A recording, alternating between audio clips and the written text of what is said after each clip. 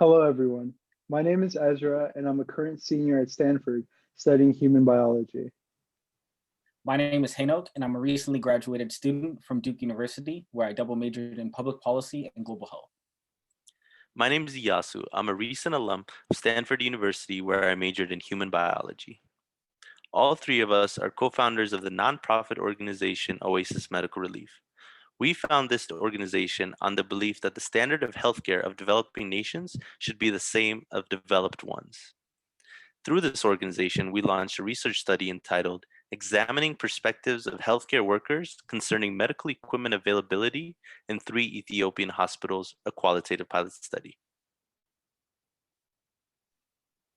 Now, despite being only 2 times the size of Texas, Ethiopia is home to more than 110 million people.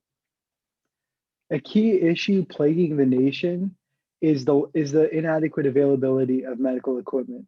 Also, in rural areas where more than 80% of the Ethiopian population lives, these places and hospitals receive disproportionately lower federal aid relative to urban areas. Oasis Medical Relief partnered with US hospitals and 3 Ethiopian hospitals in order to provide them with medical equipment to offset this inequity. In our efforts, we also investigated the perspectives and insights of healthcare workers in these Ethiopian hospitals on the current distribution of medical equipment. Our community partner in Addis Ababa was Nifas Silk Lofto Sub-City Health Center. With this hospital, we work specifically with the program areas of mother-child health and public health sector within that hospital to help aid in our mission at Oasis Medical Relief to improve patient outcomes and promote health education in urban Ethiopia. For our project altogether, we wanted to focus on the medical distribution paradigm of Ethiopia with a focus on the current perspectives of healthcare workers.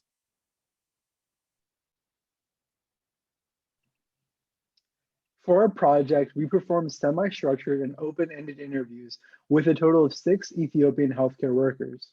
We then completed a categorical content analysis to compare responses and perspectives between these healthcare workers. This ultimately helped us understand what could be done to mitigate the disparities related to medical equipment distribution in Ethiopia. Oasis Medical Relief operates under a 5-step distribution process. Initially, we conduct a needs assessments across hospitals in Ethiopia with a focus on the most underserved hospitals. Next, we receive medical equipment from Duke Remedy at the medical hospital, where Remedy is a program that partners with nonprofit organizations to give them medical equipment to give to underserved countries. Next, we would transport this medical equipment to Ethiopia safely and distribute them amongst the hospitals that were selected. Lastly, we will provide the hospitals with a post-donation survey. Now, through our categorical content analysis, we were able to come up with 3 distinct themes related to the perspectives and insights of healthcare workers on medical equipment availability in Ethiopia. Now, these 3 themes included state of healthcare concerns, medical equipment scarcity, and lastly, policy shaping medical distribution paradigm. Now, through our research study, we have learned a lot of lessons. First, the World Health Organization recognizes pre-donation assessments as a process that can help bolster relationships between NGOs and their partner hospitals in these low resource settings. However, in order to further bolster these efforts and further strengthen these partnerships, we believe qualitative interviews are a necessary tool. In our own qualitative interviews, we not only interviewed physicians, but also finance administrators and medical directors. This helped us gain a more holistic understanding of the medical equipment distribution paradigm within Ethiopia. In addition, currently in Ethiopia, there is a monopoly of medical equipment procurement and distribution process by the organization known as EPSA, or Ethiopian Pharmaceutical Safety Agency.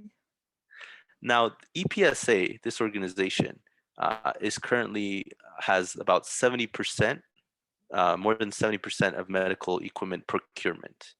Now, what we believe is by encouraging decentralization and by encouraging more private companies to be involved, medical equipment scarcity can be reduced, and these hospitals that are in underserved areas can help better serve their patients in order to improve patient outcomes, since that is our desire at the end of the day. Lastly, we would like to thank our partner hospitals for giving us permission to interview these healthcare professionals. We would also like to thank Duke University's Remedy Program and the Kenan Institute of Ethics for helping fund this study. Thank you.